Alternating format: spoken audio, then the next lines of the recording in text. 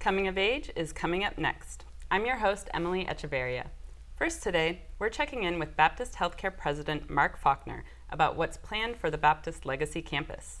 Next, we're talking with Council on Aging CEO Josh Newby about the agency's programs and services and how to participate. Finally, we're highlighting one of our area's premier arts organizations and letting you know what's in store for the Pensacola Opera's upcoming season. Stay with us. Coming of Age starts right now.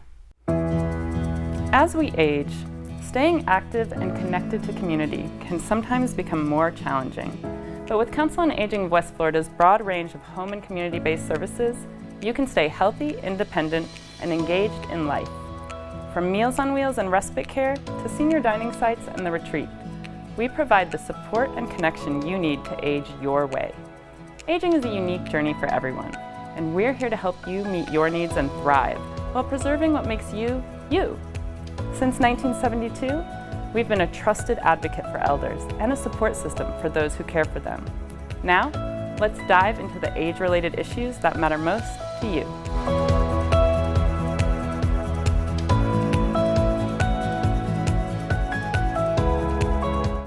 Baptist Healthcare served patients and our community at the E Street location for more than 73 years. As Baptist will continue to grow and serve for the next 73 years and beyond, they recently built the area's newest, most technologically advanced healthcare campus in the region at the corner of I-110 and Brent Lane. The location is just 3 miles north of the original or Legacy campus. Here to talk to us about the Legacy campus and its future is Mark Faulkner, President and CEO of Baptist Healthcare. Thank you for joining us today. My pleasure. So first of all, how are the ideas for the future of the Legacy campus developed? Well, I'll start with when. We made the announcement that we were replacing the main campus back in June of 2019. Literally the day after we made that announcement, we convened the first Community Advisory Council, which was a cross-sector group of community members, pastors, neighborhood associations, and the like, to ask the question, what could become of this Legacy campus, knowing that we were going to be vacating it. 51 acres in total. We also surveyed everyone that lives within a mile radius of that campus, asking the same questions. What could this become? And the theme we kept hearing back more and more was housing. Housing. So we began to work with then the mayor, Grover Robinson, the city council, county commission, and others to assemble a vision. What could become of this Legacy campus? And so from that, with our board of directors, we cast a vision to look at a pathway for revitalizing that entire 51 acres. And what are the most recent developments in the plan? So Baptist is selling 11 of those 51 acres to PACES Foundation. PACES is a national not-for-profit housing agency. In fact, you should be familiar with them. They have developed Brownsville Manor, and they've developed Fairfield Manor, Century Park. They're going to be purchasing the 11 acres and developing 2 major housing units. One will be a 94-unit facility that will be designed mainly for affordable senior housing, and then a 112-unit that will be multifamily attainable housing as well. And so we'll be closing on that sale anticipated right after the first of the year. Awesome. So tell us a little more about the portion of the campus that is being planned with the city.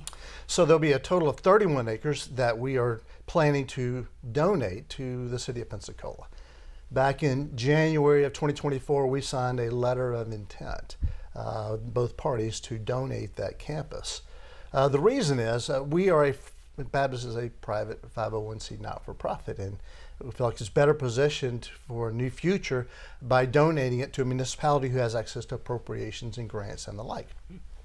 So that was the intent, and we've been moving forward with that intent to donate that campus in conjunction with the mayor and the city council, who have embraced this vision, really taken this vision to a whole nother level. We do healthcare. We don't do housing, and so we wanted to be a good partner in the community and hand this off to the right group who could take it to the next level. Awesome. So we're hearing the buildings need to be demolished. Why is that? Yes. We suspected that to be the case even before we entered this conversation, but we've been working with the city. They've been going through quite a due diligence process, including independent third parties, and part of what they're assessing is there any adaptive reuse for any of those buildings? And the answer, not surprisingly, is no. It's going to be less expensive and much more of an opportunity for redevelopment if those facilities, those buildings are raised. So what is the timeline on the property to be donated to the city? So I mentioned the due diligence process. We've been working with the city and the city council for a while now as they're going through that due diligence process. Environmental studies and walking the facilities and the like. And really what they're doing is going through an RFP process to understand what will be the total cost of the demolition. We expect to hear back from that process shortly after the first of the year, and we anticipate finalizing the donation agreement in February or March timeframe. Okay, so how will the demolition be funded? So we, early on in the process, we went through our own exercise to see what would it cost to take down all those facilities. And back then it was in a range of $15 to $17 million. And so we, in working with the city, are trying to create a funding stack to carry the cost of demolition. And fortunately, we had incredible support from our state delegation at the last year's session, $7 million appropriation to the city. Baptist is going to donate the proceeds of our sale of the Paces property, that 3 acres, that 11 acres, I should say, for about $3 million. We're also working with the city and the county, who are looking at donating $1 million and $2 million respectively, and Baptist an additional $3 million if that is necessary to get to the funding stack to then tear down all of the buildings. Gotcha. How have others sought state funding to redevelop land? Well, the last thing we wanted as a community and as an organization is another empty medical facility. We got some of those already in town, and in fact, I'm very familiar with Birmingham, Alabama, and there was a hospital, Caraway Methodist Hospital, closed in 2008, and it sat empty until 2020. And as you might expect, it became the source of blight and other negative things to a community. And so we didn't want that to happen.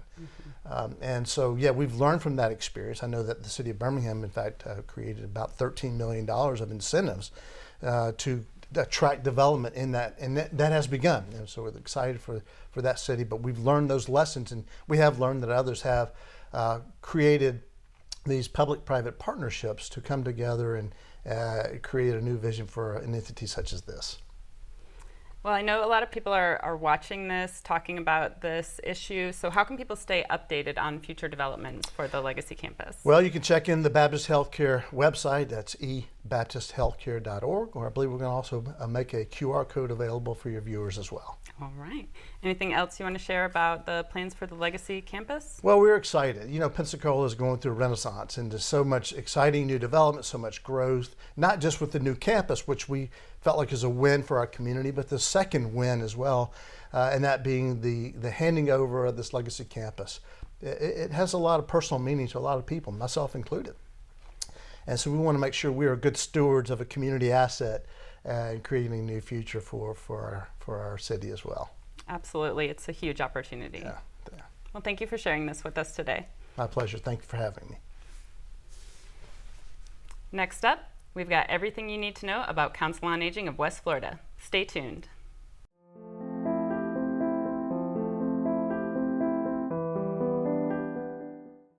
Navigating healthcare is hard. Baptist makes it better. With convenient locations, easy scheduling, and skilled, compassionate doctors, all when you need us most. The next time you need care, let Baptist make it better. Baptist Healthcare. The Reesburg Institute, Pensacola's ear, nose, throat, and voice center. We welcome you to visit us at our convenient Davis Highway location in Pensacola. At the Reesburg Institute, we offer the most advanced treatment available in a calm, stress-free environment. Since 2014, we've performed over 1,000 cases in office of balloon sinus surgery, as well as septoplasty and nasal procedures using oral sedation. The in-office procedures result in a faster healing time. Visit us and feel the difference. Animal Allies is looking for volunteers, and there are many ways that you can help. From taking care of cats to using your computer and social media skills, any and all assistance is greatly appreciated. We have morning and afternoon shifts every day or help at adoption events. You can even foster a kitty at home. And it counts towards community service hours for bright futures. Find Animal Allies Florida on Facebook and Instagram, or go to aaflorida.org/volunteer. Keeping your family healthy can be complicated. Baptist makes it better with trusted primary care doctors for the whole family and trusted specialists at convenient locations throughout the region ready to care for you. All when you need us most. Let Baptist make it better. Baptist Healthcare.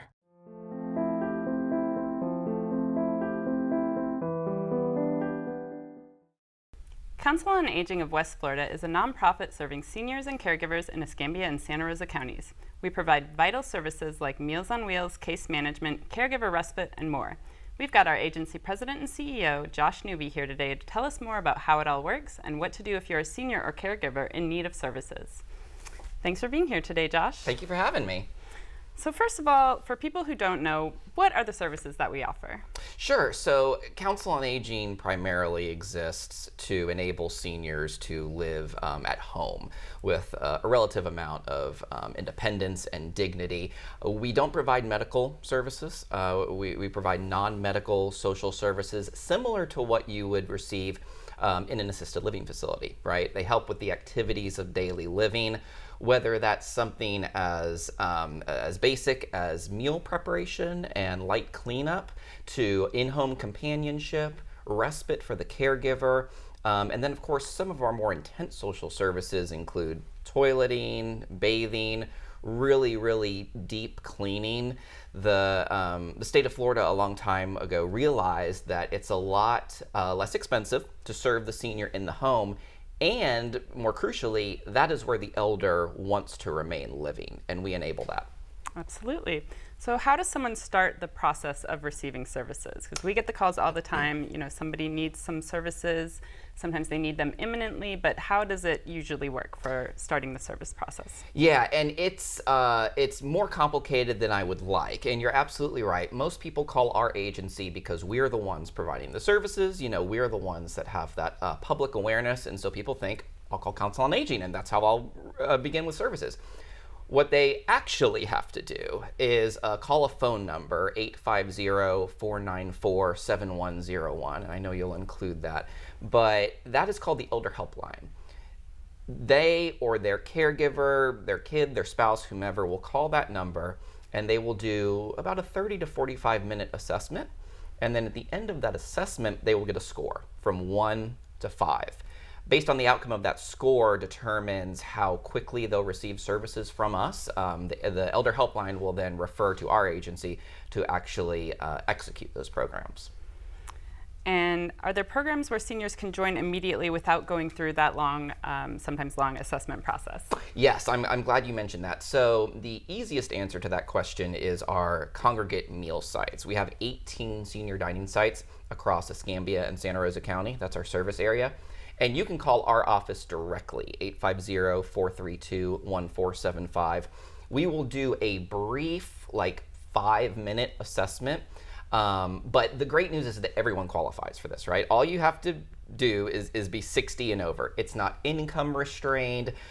It's not ability restrained. You just have to be able to drive yourself to that site and be at least 60 years old, and you qualify next day. We also have private pay Meals on Wheels. So what a lot of people will do is, let's say they're interested in Meals on Wheels, but they are placed on that wait list. Very often they or their caregiver will privately pay for Meals on Wheels in the interim until they're able to receive funded services. Same deal. They can sign up for those private pay Meals on Wheels next day. And then the last piece, which is a little complicated, but most folks can call our retreat adult daycare directly and receive services that way. And talk a little bit more about the retreat, since you mentioned it, and what goes on there, what type of person is an appropriate participant, and how to enroll. Yeah, great question. So the retreat is an adult daycare, similar to a kid's daycare. Very often our senior adults, particularly those living with some form of dementia, will live with one of their kids, right, and their family. So those grown kids are out at work all day, right? The grandkids are at school all day. So the senior is left home alone, going stir crazy, prone to wandering. That's why we see all these silver alerts. So the retreat exists to mentally and physically stimulate that senior adult during the day from 8 to 5:30. Activities, exercise, holiday celebrations. We have a beautiful courtyard. We essentially tire them out so that when they get home, they are ready to rest and decompress, just as their caregiver is. Absolutely. So talk a little bit about our AmeriCorps Senior Volunteer Programs. We've got 2 of those programs. Tell us about those and who might participate in those. Yes, so we, as you mentioned, have 2. The first is our foster grandparent program. This places income-restrained elder adults, at least 55 years old, in at-risk schools, preschools, Head Starts, etc., to mentor at-risk youth who don't receive the sort of love and support that they need at home for a variety of reasons, right? The Senior Companion Program is similar to that in that it places elder adults at least 55 years old in the home of vulnerable seniors. Again, that program is income restrained. It helps the senior volunteer, be it the foster grandparent or senior companion, with supplemental income, but it also helps the kids and the teacher in the schools, and obviously the client and the caregiver at home. Absolutely. And we know that the volunteers get almost as much out of it as the people that they serve, as they always relay to us. So how can people support the agency and our area seniors? Are there any pressing needs at the moment? Yeah, so it is cold, at least by Florida standards, and January, February are really the coldest months, right? I mean, it will typically go down into the teens at night. That's not unusual. A lot of seniors live without central heating or dependable heating, so we distribute space heaters in the winter. We distributed over 200 in a single day the other week. So we will always take donations of brand new space heaters. Similarly, we always welcome financial donations. A great part of our agency structure is that for every $1 that's donated, we're able to pull down an additional $9 of federal and state money. So a $10 donation has a $100 impact, and I encourage people to do that.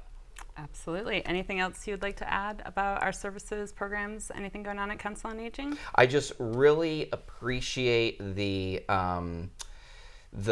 opportunity that we have to enrich seniors' lives, to make their experiences better.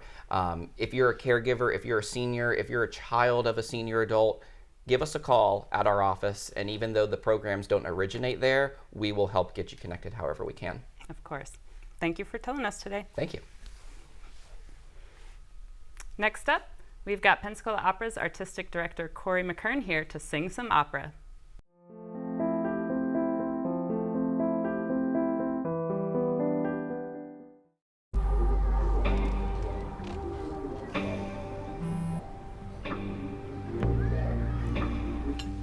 I don't know why you're so sad. You've got a roof over your head.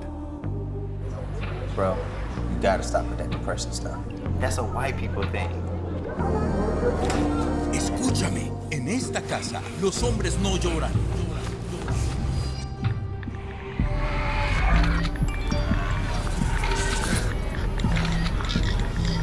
You alright? It just feels like it's coming from everywhere. Do you want to talk about it? Thanks for hearing me out, bro. Appreciate it. You can talk to me if you're feeling sad. Whenever you need to talk, I'm here, okay?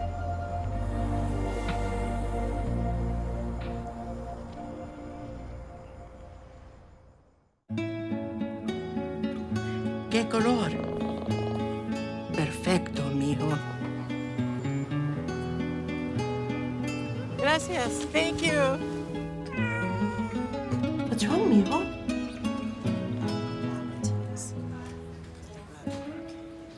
Donating to a pet's medical care is one of the many ways you can help families in your community. Pets and people belong together. Learn more at petsandpeopletogether.org.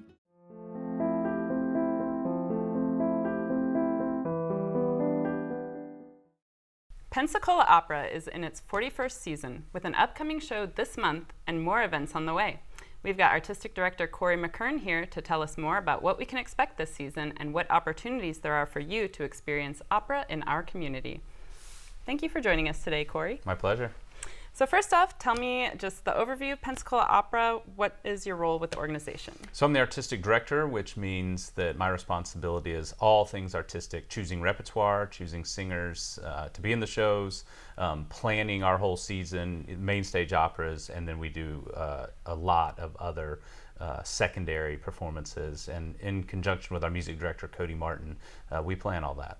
Awesome.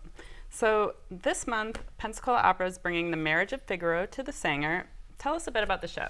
Well, The Marriage of Figaro is one of the great operas in the operatic repertoire. Of course, it's by Mozart, who was undoubtedly a genius. Of course. And this is a really brilliant piece. And we haven't done it here since 2007.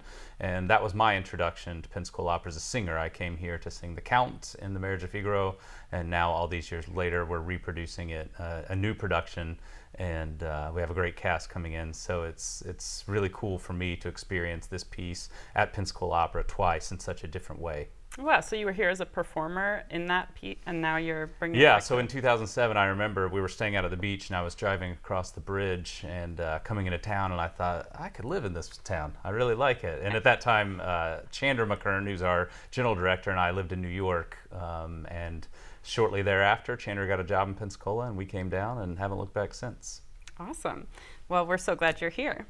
So Pensacola Opera has been doing some exciting other things in the community over the last year. What are some of the ways the organization brings opera to different venues around Pensacola and not just in that big main stage performance at the Sanger? Sure. We certainly love our main stage performances, and that's our bread and butter, but we really like to get out into the community. Not only our studio artist program, our Jan Miller studio artist program goes out into the schools, and this year we had a world premiere of a new children's opera called The Bear Who Couldn't Fish, so that's going on right now. We have a series called Opera After Dark, which is we bring in an artist to do a small recital in an intimate setting. Tomorrow night, actually, we have a Christmas version, a Christmas cabaret in the Museum of Commerce downtown. We try to fill our calendar with things that we think the community will enjoy. We have a fashion show called Rock the Runway, which is a mashup of rock and roll and opera. It's cooler. Rock and roll is not really a cool thing to say, but it's like a rock mashup, so it's pretty interesting. So we try to have a little something for everyone. Awesome. So tell me about the other main stage performance this year that's going to be coming up in March. So The Marriage of Figaro is a classical opera with, it sounds like Mozart. And Pagliacci, which is the second opera, is called a verismo opera, which means true to life. It was that movement in opera was the first time we had real people with real problems, and the music fills that sort of dramatic impetus. And so Pagliacci is actually based on a true story about a traveling group of actors, and the wife has a young lover in a town, and the husband finds out, and in their little acting show later, it gets very intense, and spoiler alert, it does not end well. So, as many operas don't, but it's if you think of romantic Italian opera, it's the sad clown, the laughing clown that's crying also. That's Pagliacci. It's a brilliant piece. Gotcha. Can't wait to see it. What are some of the other opportunities to experience Pensacola Opera coming up this season? Yeah, so as I said, we have this great fashion show called Rock the Runway. We do a thing called Brown Bag Opera, which is you bring your lunch to the Opera Center. Those are free. We do alfresco concerts in the parks. You name it, we do it. Our studio artists are quite busy during the season, and they are really out in the community. And it's really our goal. I mean, we're so fortunate in Pensacola to have such a supportive arts community, and it's our goal to kind of contribute back to the people that support us so well. Not only us, but the symphony, the children's chorus, other arts organizations are so well supported here. And this is a small town, but I think with big city energy. So that's part of, I think, why the arts are so well supported. And I think we do a good job of helping to support our community. Absolutely. Tell me a little bit more about Rock the Runway, the date, how can people get tickets, and why are you doing a runway show? Well, that's a great question. The date is February 13th. It's going to be at Vinyl, and this will be our third version of a fashion show, and essentially we're looking for interesting things to bring to the community that are also high quality but enjoyable. There's more to classical music than just sitting in a fancy theater, and this kind of melds opera with a little more current music, and it has opera at its best, is very exciting, very visceral, creates a lot of energy, and that fashion show does the same thing.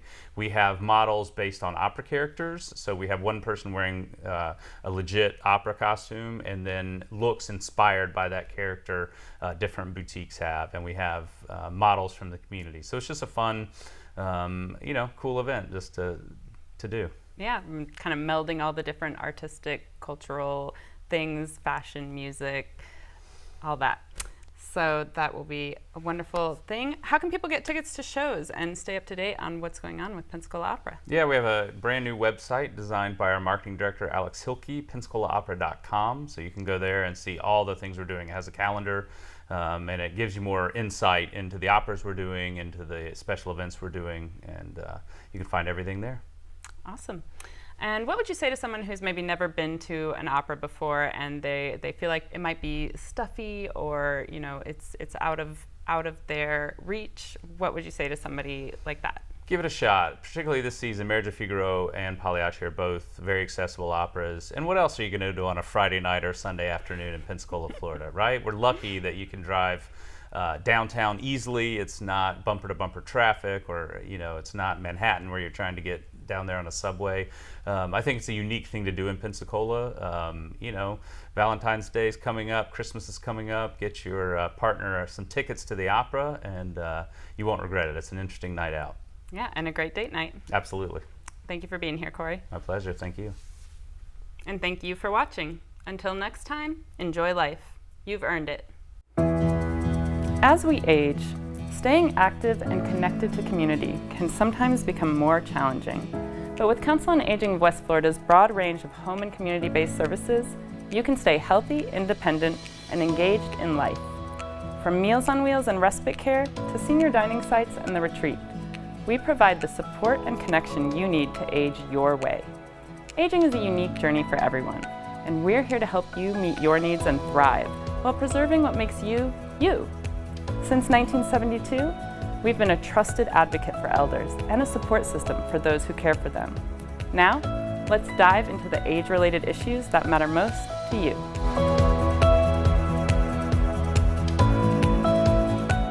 Roll over. When you adopt a shelter pet, you discover all the things that make them unique. And your mother. They're a little bit of a lot of things, but they're all pure love.